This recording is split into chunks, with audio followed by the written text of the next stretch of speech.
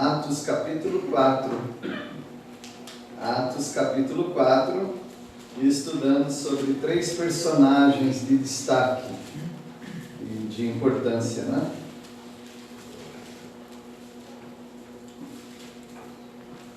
Então nós temos 3 personagens. A primeira personagem é Jesus Cristo, Nazareno. Eu falo a personagem, mas a língua portuguesa antigamente dizia que personagem era um substantivo feminino. Mesmo que você fala um homem, né? Era a personagem. Mas eu não sei se eles passaram por cima da Academia de Letras, mas se você olhar nas gramáticas hoje, eles falam que é comum de 2 gêneros. Então, eu acho que é por tanto o pessoal errar e falar errado, então é melhor. Se você não pode com eles, junte-se a eles, né? Então, um substantivo que era feminino tornou-se comum de 2 gêneros. Então, você pode falar o personagem ou a personagem. E eu mais antigão aqui estou falando a personagem. Jesus Cristo, o Nazareno. É muito importante esse termo Nazareno, porque é um termo que denota ou demonstra respeito, desrespeito, pejorativo, é humilhante. É humilhante. Eu acredito que quem era de Nazaré, ele mentia, ele falava que ele não era de lá. Como algumas pessoas que por alguma bobagem da sociedade acham, eu não vou falar que eu sou daquele lugar não, porque eles vão zombar de mim. Aí ele acaba mentindo, né? Falando que é de outro lugar. Mas Jesus e os apóstolos faziam questão de se autodenominar e denominarem Jesus como o Nazareno. A tal ponto que eles ficaram conhecidos como a seita dos nazarenos. Um partido novo, religioso que havia lá, o Nazareno. Porque ele curava as pessoas, ele andava na região de Nazaré. A profecia relacionada a ele era o ungido do Senhor, o renovo. Essa palavra renovo é netzer. Em hebraico, netzer quer dizer, é da mesma raiz de Nazareno. Então ele é o renovo. Ele passou por ali onde havia grandes trevas e ele trouxe luz. E ele curava as pessoas. Ele foi desprezado dos poderosos, mas ele foi querido pelos humildes. E por isso os apóstolos continuavam com esse termo. E nós estudamos do versículo 1 até o versículo 22 sobre Jesus Cristo Nazareno. Uma personagem muito importante, de destaque aqui nesses versículos. E a segunda personagem é a igreja. Embora não seja uma pessoa, né? Mas é uma personagem. A igreja como uma só pessoa. Quando nós estamos reunidos, nós somos um só. Nós quebramos todas as barreiras que há, barreira social, linguística, de nacionalidade, de sexo. Quebramos todas as barreiras, porque em Cristo Jesus nós somos um. E quando nós oramos em nome de um apenas, em nome de Jesus Cristo. Então nós estamos unidos em Cristo Jesus. E a terceira personagem é José, conhecido também como Barnabé, que era o homem das consolações. Então vamos estudar agora essa segunda personagem importante aqui no capítulo 4, que é a igreja. A igreja como uma só pessoa em oração. O que aconteceu é que Pedro e João testemunharam de Jesus o Nazareno e eles foram advertidos no versículo 15,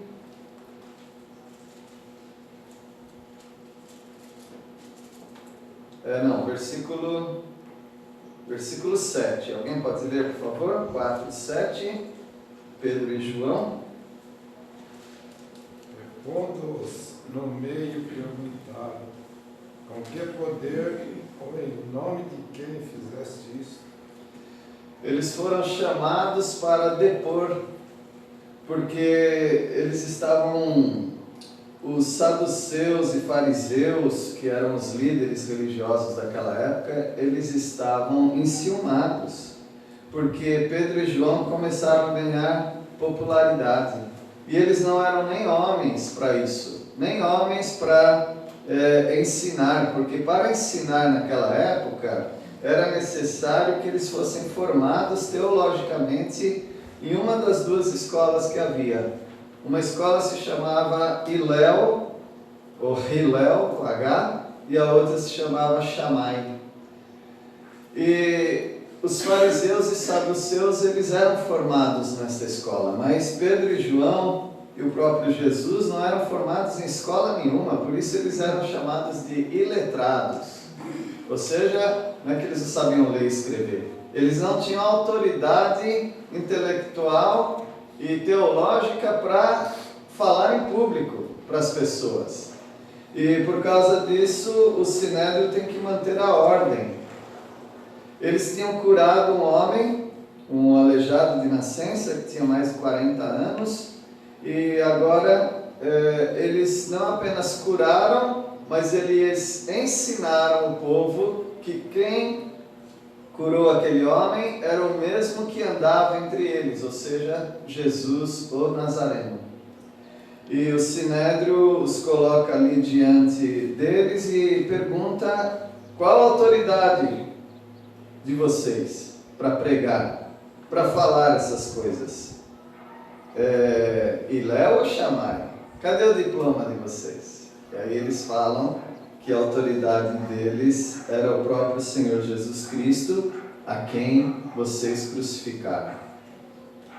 Então eles não tinham apenas autoridade na palavra, eles tinham intrepidez. O que quer dizer intrepidez? Ousadia, coragem, cara de pau. Eles falavam mesmo. E o Sinédrio não gostou nada daquilo. E eles falaram: olha, não tem salvação em nenhum outro nome, nem no céu, nem na terra, lugar nenhum vocês vão encontrar alguém que tenha a autoridade de salvar. Só Jesus Cristo é o Salvador. Esse foi um lema da Igreja Batista por muitos anos. Ainda é, só que agora não é mais com tanta intrepidez. E eles tinham conferências, congressos. Billy Graham veio no Brasil 2 vezes, ou uma vez, pelo menos ele pregou em 2 lugares, né? No estádio do Morumbi, no Maracanã, encheu ali. E o tema deles, o lema era: só Jesus Cristo salva. Eles não abriam mão disso. E se nós abrirmos mão dessa teologia, nós vamos cair no fracasso. Fracasso como testemunho, como crentes, porque só há salvação em Cristo Jesus. E quando eles viram aquela coragem deles, aquela intrepidez, sendo homens iletrados, incultos, ou seja, não tinha aquela autoridade acadêmica, né? Eles se admiraram e eles reconheceram uma coisa. O que eles reconheceram? Esses homens estavam com Jesus. Porque eles já estavam meio... na verdade, eles estavam muito irritados com Jesus. Mesmo que Jesus já tinha morrido. Mas ressuscitou e subiu ao céu. Mas eles ainda estavam muito irritados com Jesus. Porque uma vez eles passaram... várias vezes, mas uma vez eles passaram muita vergonha. Porque eles mandaram os guardas do templo prenderem a Jesus. E quando os guardas foram pegar em Jesus, eles recuaram. Aí perguntaram: por que vocês não trouxeram o homem? Porque ele fala de um jeito, com tanta autoridade. Quer dizer, não foram as armas que Jesus estava usando, porque ele não estava usando espada, escudo, nada disso. Mas eram as palavras. As palavras, meus irmãos, elas têm um poder de penetrar o coração das pessoas. Por isso que todo governo totalitário, a primeira coisa que ele faz é começar a destruir a língua. É deixar todo mundo burro. É todo mundo saber escrever só kkkkkkkk.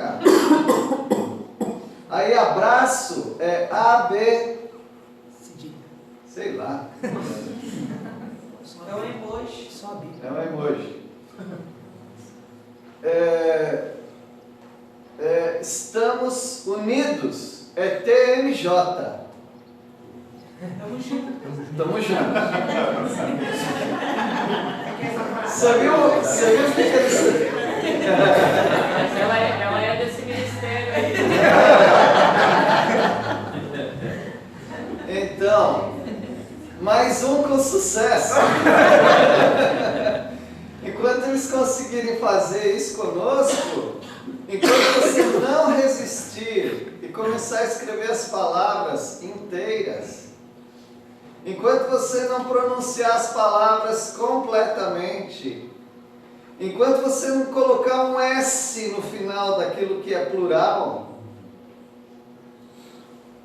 você está fazendo o jogo deles. Emburrece um povo nas letras e esse povo não vai ter mais poder para nada. Você não precisa nem armas. Você só destrói. Aí depois você fala que homem pode se sentir mulher, mulher pode se sentir homem. Aí você pode falar assim, você tem a pele clara, você tem a pele escura. Você é homem opressor, eu sou uma mulher que preciso ter o meu espaço. Você vai jogando tudo isso na sociedade, você vai enfraquecendo a sociedade. É isso que... essa é a estratégia de um homem italiano que disse que não estava dando mais certo esse negócio de chegar numa cidade, num país e começar a matar todo mundo. Então ele falou, nós vamos disseminar nas escolas, nas igrejas, nas artes. Você pode ver que não existe mais arte bonita. O cara pendura uma corda na barriga dele lá, amarra a barriga nas costas, e aí ele vai, como dizia minha avó, vai balangando para cá e para cá, e com um balde de tinta e uma tela ali na parede. Quando ele acha que pegou o impulso legal, ele solta o balde. Aí faz aquele quadro lindo, maravilhoso. Aí eles colocam no Louvre, na França. E aí as pessoas ficam olhando lá, 3 horas olhando para o mesmo quadro. Falando que o quadro você tem que sentir o que o autor queria. Então, essa é a arte hoje. Ou então eles pegam num galpão cheio de artes, né? Lugar de artes, aí eles colocam uma privada lá no meio. Não estou inventando não, tá? Eles colocam uma privada lá e a pessoa fica olhando para a privada e sentindo a arte, talvez tendo vontade de usar a arte, né? Meus irmãos, isso tem método. Isso daí é muito bem escolhido. Eles fazem isso aí para emburrecer vocês. Se você não lutar contra essas coisas, você cai. E aí você destrói a coragem de um povo. Me faz lembrar da história da roupa nova do imperador. A roupa nova do imperador, quando dois espertalhões foram lá no palácio, né, dizendo que iam fazer uma roupa para o rei. E eles precisavam só de um quarto, né, que eles iam fazer de ateliê para confeccionar a roupa. E aí eles iam precisar das coisas básicas, comida, né, boa comida, vinho e tal. E eles iam lá e perguntavam, mas e a roupa? Eles estavam tecendo a roupa lá, não estavam tecendo nada, não tinha tecido, não tinha nada. Aí eles falaram, só as pessoas inteligentes conseguiam ver a roupa. E demoraram, e o rei com a pressa da roupa nova, porque ele ia desfilar para as pessoas. Até que um momento eles terminam a roupa, e um pega numa aba do manto lá, outro na outra, e vão levando. Porque não tinha nada, tá bom? Vão levando para o rei. E aí, rei, achou bonito? O rei. Lembre-se, só as pessoas inteligentes conseguem ver a roupa. É uma roupa nova do rei. Todo mundo via a roupa e achava maravilhosa. O rei também achou maravilhoso. Agora está na hora do rei desfilar. Então o rei tira a sua roupa aí e vamos desfilar. E vai o rei pelado. Naquela época pelado era aquela camisola. E ele vai, a turma aplaudindo, todo mundo, o povo, porque todo mundo já sabia que só os inteligentes conseguiam ver a roupa. E é uma criança no cangote do pai, olha e fala, o rei está nu! Aí todo mundo acorda para a realidade e começa a rir. E o rei teve o que ele mereceu, né, pela sua arrogância e tudo mais. E o povo zombando do rei que estava pelado. Meus irmãos, as pessoas não estão vendo o que está acontecendo. E elas caíram nessa. Mas o rei está nu. Só que algumas pessoas estão acordando para o fato que aquilo não é pintura, aquilo não é arte, esse não é o jeito de falar, essa não é a maneira que nós devemos nos comportar. Por isso, essa intrepidez é necessária hoje. Eu não estou divertindo os irmãos, eu não estou dando um discurso político, eu estou dizendo que isso afetou as igrejas. Porque se isso é arte, se isso é maneira de falar, então a Bíblia está muito ultrapassada. E é aí que entra.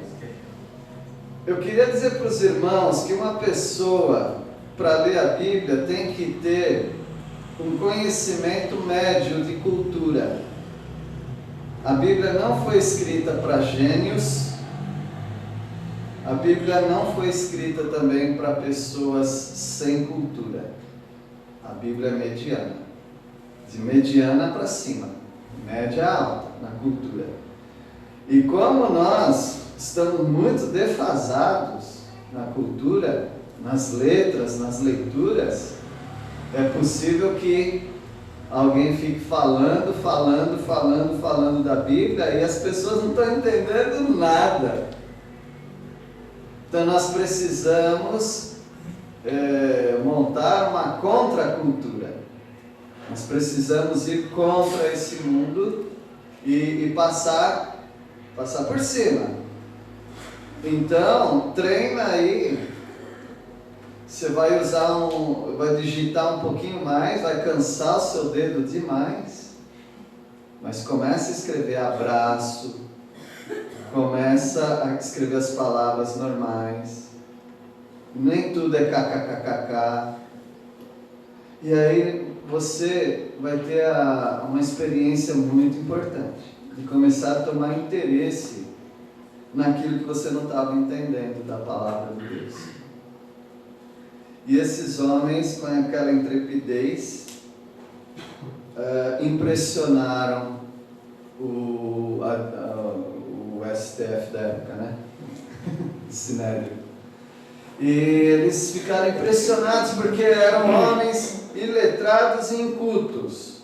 Eles sabiam ler, eles sabiam escrever e eram homens ensinados por Jesus Cristo.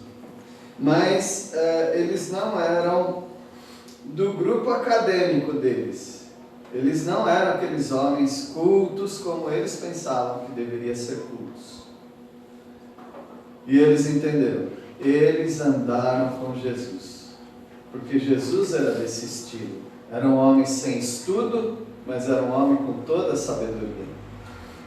E nós, meus irmãos, como nós não temos toda essa sabedoria, a gente precisa ir atrás dos estudos. Nós temos que ler, nós temos que tentar entender, perguntar e usar os recursos que temos disponíveis hoje para nós crescermos. Porque não é possível a gente ficar 40 anos na igreja e ainda não crescermos em conhecimento. Porque esse é o objetivo, crescer em conhecimento da palavra. E eles não tinham o que falar, eles não tinham nem como negar que aquele homem foi curado. E aí eles falaram assim, vamos fazer o seguinte, vamos fazer um acordo aqui. Vocês não falem mais nada de Jesus, não falem nem do nome dele, tá bom? Combinado assim? Porque aí fica bom para vocês, fica bom para a gente não tem que bater em vocês, a gente não tem que matar vocês, e vocês têm sua liberdade. Eles aceitaram esse bem casado? Negativo. Versículo 19, alguém pode ler? Mas Pedro e João responderam: senhores mesmos julguem se é justo diante de Deus ouvirmos antes os senhores do que a Deus. E o 20? Pois nós não podemos deixar de falar das coisas que vimos e ouvimos. Não dá. Não dá para fazer isso. Você não pode pedir para um leão ficar quietinho na frente da caça. Não dá. É contra a natureza. Então nós fomos educados para isso. Nós fomos treinados para isso. O Senhor Jesus nos ensinou.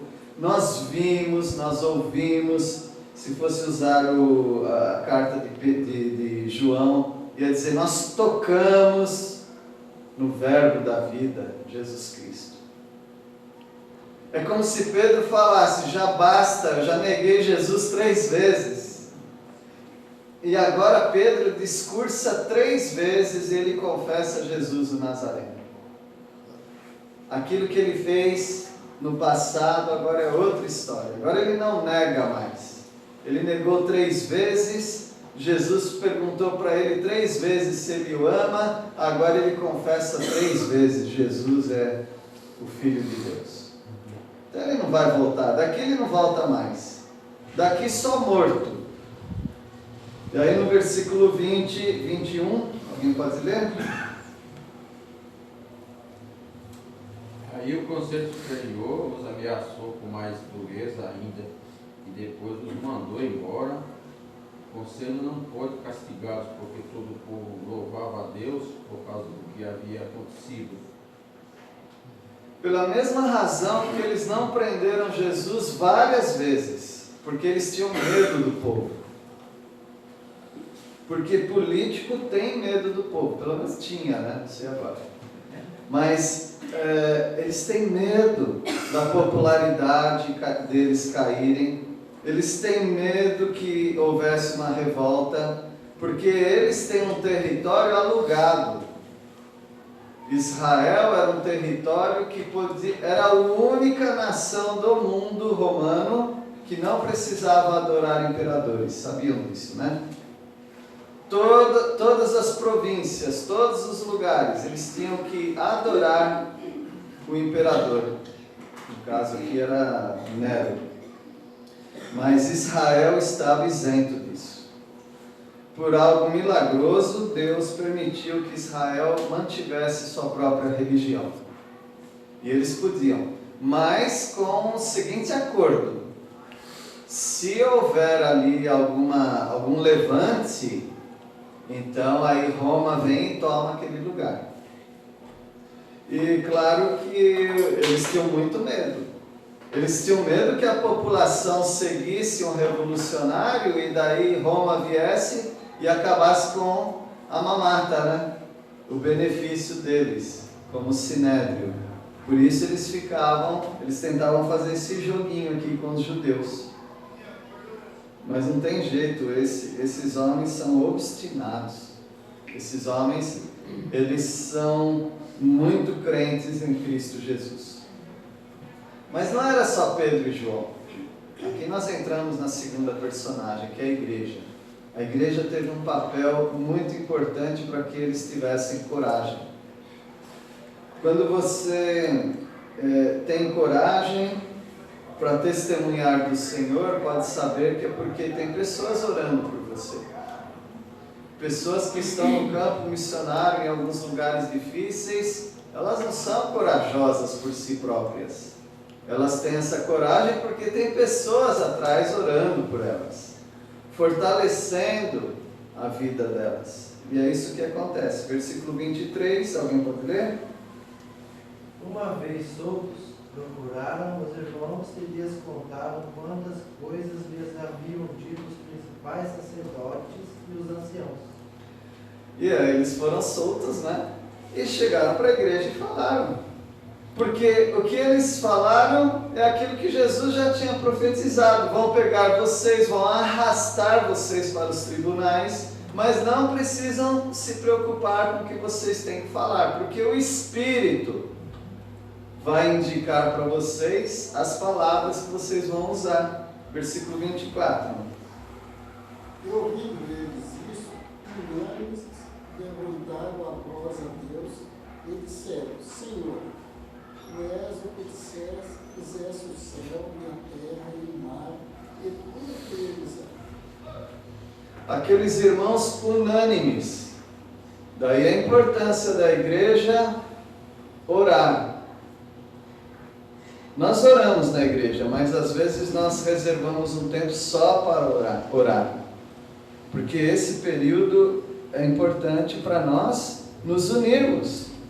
Nós nos unimos em oração. E eles aqui estão unânimes, como uma só pessoa. E eles levantam a voz e eles oram, glorificando João e Pedro. É isso? Não. João e Pedro podem falar todas as histórias. Olha, o Sinédrio nos chamou, agora nós somos importantes. Agora nós vamos sair na primeira capa do jornal. Lá não existia jornal e hoje também não existe mais, né? Nós saímos no Facebook. Nós somos importantes agora. O Sinédrio nos chamou. Mas os irmãos, eles não exaltam João e Pedro, eles exaltam a Deus, soberano Senhor. É mais do que o Sinédrio, é mais do que o César, o Nero. O Senhor é maior do que tudo. Ele fez o céu, a terra, o mar, tudo que há no céu, na terra e no mar. Versículo 25. Tu falaste pelo Espírito Santo por boca do teu servo, nosso pai Davi. Por que se enfurece as nações e os povos conspiram em vão? Essa igreja era uma igreja tão bíblica que assim que eles vieram e contaram o que aconteceram, eles exaltam a Deus e eles já buscam uma profecia para o que está acontecendo. E eles pegam corretamente o Salmo 2. O Salmo 2 é um salmo que exalta Jesus Cristo e que fala que as nações vão se levantar contra Jesus, mas Jesus vai reinar sobre esse mundo. E naquele salmo, o salmista Davi, né? Ele faz essa pergunta: por que se enfureceram os gentios? Por que os povos imaginam coisas vãs? Por que eles não querem o Messias de Israel? E é assim que eles entenderam. É como se eles estivessem dizendo: eles prenderam vocês porque eles não amam a Jesus. Eles prenderam vocês porque eles não querem um governo de Jesus nessa terra. Porque o governo de Jesus nessa terra vai tirá-los do poder. E esse é um grande problema para quem tem poder. Ele não quer perder o poder. E nem que ele tenha que abrir mão do poder para dar para Deus. Ele não quer. Porque as pessoas que têm poder, elas têm o que eles chamam do sintoma, da síndrome de Deus. E todos nós podemos ter síndrome de Deus. Começar a sentir que somos deuses. Que somos Deus. Porque quando Satanás, naquela serpente, fala com Eva, ele diz, não é nada disso, porque ele sabe que no dia que vocês comerem, o que vai acontecer? Seus olhos vão se abrir e vocês vão ser iguais a ele. Não é isso que vocês querem? A Eva olhou para o fruto, ia ser legal ser igual a Deus, hein? Por que Satanás fez isso? Porque ele falhou. Ele era Lúcifer e ele queria exatamente isso, ser Deus. Ele falhou, agora ele está tentando fazer isso na pessoa de Eva e Adão. E ele está tentando fazer isso hoje na sua pessoa. Ele está querendo ser Deus usando você. Não é assim que Satanás age? E nós começamos a achar que é bom. É por isso que as nações estão furiosas. É por isso que a sociedade está se degenerando rapidamente. Porque tem alguém querendo ser Deus nesse mundo. E ele está aparecendo por aí. Ele está despontando. Ele atende pelo nome de Anticristo. E logo ele vai surgir. Mas por trás do Anticristo tem outro ainda que quer ser Deus, maior ainda, que é o dragão, a antiga serpente, Satanás. Versículo 26. Levantaram-se os reis da terra e as autoridades ajuntaram-se a uma contra o Senhor e contra o seu ungido. É um ódio, gente. É um ódio mortal que o mundo tem contra Jesus, que eles nem sabem explicar. Alguns nem sabem que o ódio é contra Jesus, porque tem uma mente por trás do mundo, que é a mente do mundo. A mente do mundo é governada pela mente maior, que é Satanás, nos quais o Deus deste século cegou o entendimento dos incrédulos. Então, para ele pouco importa se eles sabem do que eles odeiam. E as pessoas têm um ódio no coração, mas Satanás não está nem aí para explicar o ódio que elas têm no coração. Elas nem sabem por que elas odeiam os crentes. Só sabem que elas odeiam. Não tem explicação. É como uma mãe que falou a respeito de um jovem, o filho dela, disse: eu prefiro ver meu filho na sarjeta bêbado, caído lá bêbado, a ver o meu filho entrar numa igreja evangélica. É um ódio descabido, não é? Que mal faz um povo desse? Mas ela prefere ver o filho bêbado na sarjeta? Uma mãe que já viu o filho assim, bêbado, sabe que dor que é. E muitas delas procuram a igreja para ver se a igreja consegue libertar o jovem que está bêbado. Mas algumas preferem isso daí. Por mais doloroso que seja, eu não quero ver meu filho crente. Por que esse ódio? Quem te machucou tanto assim? A pessoa não sabe explicar. É porque o Deus desse século entra no coração das pessoas e provoca nelas um ódio contra Jesus. Elas nem conhecem Jesus, odeiam alguém que nem conhece, mas quem está por trás delas conhece muito bem quem é Jesus. As pessoas são usadas. E esse sinédrio, eles estão sendo usados.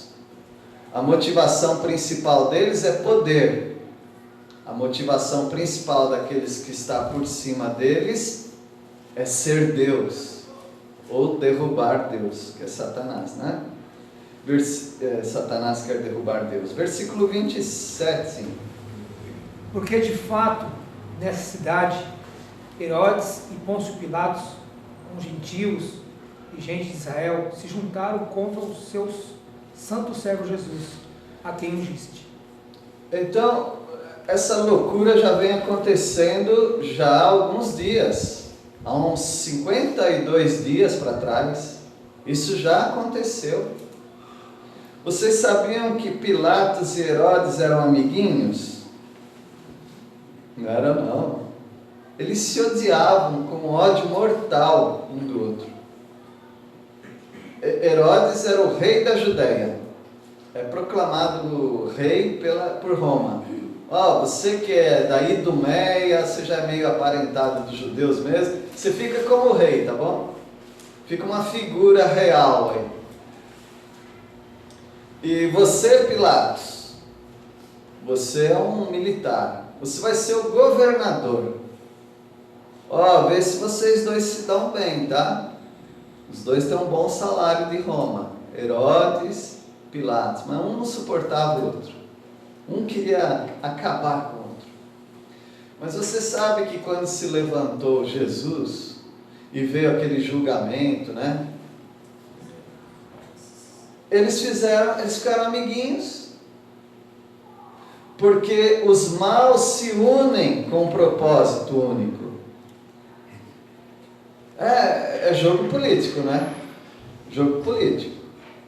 Um fala mal do um, mas o um precisa do outro um, e os dois uns se viram um. Isso é política. Nunca tente entender política, tá bom? Porque você fica torcendo para um e de repente aquele um se junta com o outro um que você não gostava. E aí você acha que ele está te traindo. Ele não está traindo ninguém. Ele é aquilo lá mesmo. Então, o jogador de futebol é assim, né? Ele faz gol e beija lá. Depois o outro time oferece uma dinheirama para ele muda de time e aí ele está fazendo a mesma coisa, beijando o outro. Fora o Pelé, os outros jogadores, eles mudam de time para cá e para lá, né? Por isso que você vai encontrar gente velha torcendo para o Santos até hoje, né? Só gente velha torce para o Santos. Não é assim? Não. Entendeu? O jovenzinho que torce para o Santos. O que, Maria? Seu pai ganhou seu coração, então. Quem? O Neymar. O Neymar também. Então, meus irmãos, o que aconteceu é que Pilatos e Herodes viraram amiguinhos contra Jesus. E é isso que vai acontecer sempre. As pessoas, elas se unem e um dia elas vão se unir contra os crentes. A igreja será arrebatada, mas no tempo que haverá aqui na tribulação, as pessoas vão se unir contra o povo de Deus, aqueles que se convertem. E sempre vai ser assim, porque é chamado de ódio continuado. O ódio que as pessoas têm hoje é um ódio continuado. Elas nem sabem porque odeiam, mas é porque já vem de Jesus. Jesus falou: assim como me odiaram, vão odiar vocês também.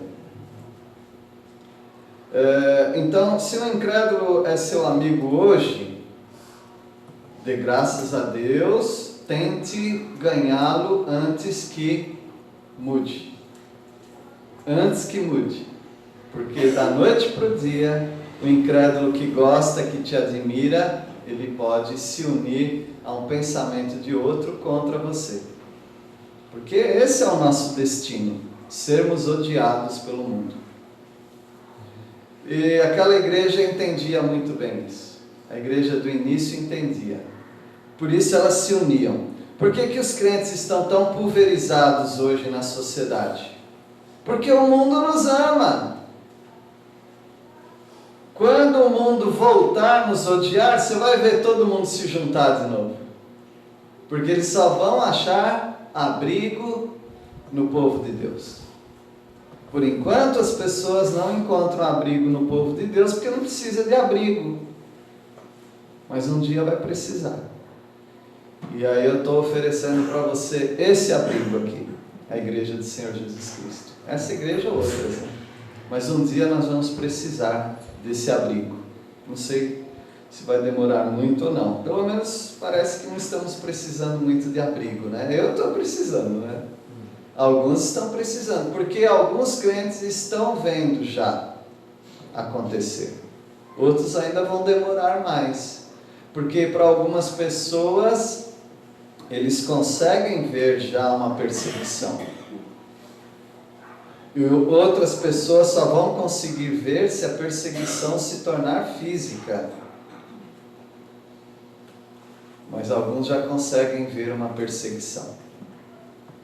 Porque quando você senta numa escola de faculdade, num curso, seja ele presencial ou online, né?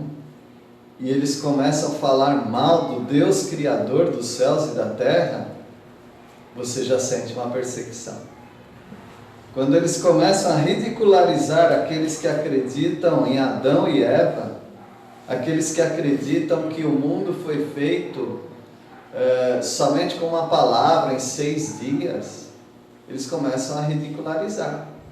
E o crente que é crente na palavra, ele se sente muito mal com isso. Ele já sente, estão me perseguindo. Agora, aquele que não é muito ligado à palavra de Deus e não tem esse amor e tal, ele está tudo bem. Quem sabe ele até muda para o lado de lá, né? É verdade, né? O mundo não tem 6 mil anos, o mundo tem 15 bilhões de anos. Começa a acreditar nessas bobagens, né? Começa a acreditar que os animais, que a girafa tinha um pescoço curto, daí foi esticando, né? Porque faltava folhas ali, daí vieram a geração das girafas com o pescoço já crescido. E a gente acha isso daí ciência, isso é ciência, você que é ignorante. Então, meus irmãos, nós precisamos lutar contra o que está acontecendo na sociedade. Agora você não precisa pegar em armas, não. Você precisa estudar, você precisa estar mais com o povo de Deus, orar e pegar mais o clima de crente, para ficar contra essas coisas, para conseguir enxergar que há uma perseguição. Versículo 28, para fazerem tudo o que a tua mão e o teu propósito predeterminaram. Veja, essa igreja não está magoada contra Pilatos, contra Herodes, contra o mundo. Não, essa igreja sabe muito bem. Essa igreja... Obrigado. Essa igreja sabe muito bem que o mundo não pode contra a igreja se Deus não deixar. Então a igreja entende que isso é propósito de Deus. É um propósito predeterminado que Jesus fosse preso, que Jesus fosse crucificado e morto. Como hoje nós entendemos também que há um propósito determinado, que esse mundo vai piorar, piorar, piorar, e vai dar lugar para essa outra personagem, que é o anticristo, para enganar o mundo todo. E nós aguardamos com esperança o arrebatamento. É o propósito de Deus. Versículo 29, alguém leia? Agora, Senhor, olha para as tuas ameaças e concede aos teus servos que anunciem com toda a intrepidez a tua palavra. Olha a nossa palavra aqui de novo, intrepidez, aparece de novo. Eles oram a Deus, eles não oram assim, Senhor, afasta de nós toda a perseguição, porque eles sabem que Deus tem um propósito nisso, mas eles oram para que Deus dê a eles coragem, concede aos teus servos coragem. Meus irmãos, os professores de universidade não vão mudar a cabeça deles, eles nem tomam banho, alguns deles nem tomam banho, você acha que eles vão pensar nas coisas de Deus? Eles querem levar esses jovens, essa multidão de jovens, como um exército deles, um exército preparado. o exército do anticristo se preparando. Nós que temos que viver nesse mundo. Eles não estão fora do ambiente deles, nós que estamos. Porque nós não somos deste mundo. Nós precisamos pegar essa mentalidade dessa igreja aqui. E saber que nós não estamos num parque de diversões. Nós estamos numa guerra. E o que nós pedimos para o Senhor é que Ele nos dê coragem. Porque os corajosos vão sumindo. Eles vão desaparecendo. Eles vão se igualando aos próprios inimigos. Mas nos dê coragem na Tua palavra. Se as pessoas nem leem a Bíblia, vai ter coragem com o quê? A nossa arma não são armas carnais, mas a nossa milícia é espiritual e requer uma arma espiritual, que é a Bíblia. Meus irmãos, eu tenho falado não para envergonhar vocês, mas se você tem mais de 3 anos de crente, ainda não leu a Bíblia inteira, pelo menos uma vez, está na hora de você tirar o atraso. Você precisa ler a Bíblia toda, uma vez, aí quando você terminar, comece de novo. E quando você terminar a segunda vez, a terceira, a quarta. E vai assim até você encontrar com o Senhor. E vamos lá, versículo 30. Enquanto estendes a tua mão para curar, e para que se façam sinais e prodígios, pelo nome do seu Santo Filho Jesus. Eles só estão pedindo 2 coisas. Eles estão pedindo coragem para pregar a palavra e que os sinais nos acompanhem. Porque eles seguem o Nazareno fazia os sinais de cura, e o Senhor continue com esses sinais. Porque esses sinais são o letreiro luminoso. Eles curam uma pessoa, aí as pessoas vêm atrás deles. Não é assim? Hoje nós não precisamos, nós temos a Bíblia completa. Mas eles precisavam de um cartão de visita. Eles precisavam de um nome, uma reputação. E o nome e reputação deles eram as curas, os sinais. Eles precisavam daquilo. É o que eles estavam pedindo. E o que acontece no versículo 31, e a gente termina com 31. Alguém pode ler? E tendo orado, moveu-se o lugar em que estavam reunidos, e todos foram cheios do Espírito Santo, e anunciavam com ousadia a palavra de Deus. De novo a nossa palavra, ousadia. Em outra versão, intrepidez. Se uma palavra começa a aparecer demais num texto, você precisa prestar atenção. Então a igreja precisa hoje de intrepidez, coragem. Coragem nós precisamos. E eles tiveram a confirmação de Deus. Eles estavam orando e o lugar começou a tremer. Eles ficaram cheios do Espírito Santo. Eles ficaram com medo. Esse tremor aqui é Deus respondendo às orações. E aí, com coragem, cheios do Espírito Santo, eles passam a anunciar a palavra de Deus. Nós precisamos disso, meus irmãos. De intrepidez, de coragem. E de oração, né? A importância de orarmos juntos é porque nós ficamos encorajados. Dá mais coragem quando você ora junto com os irmãos. Também porque nós nos identificamos com os irmãos. Nós somos desse grupo.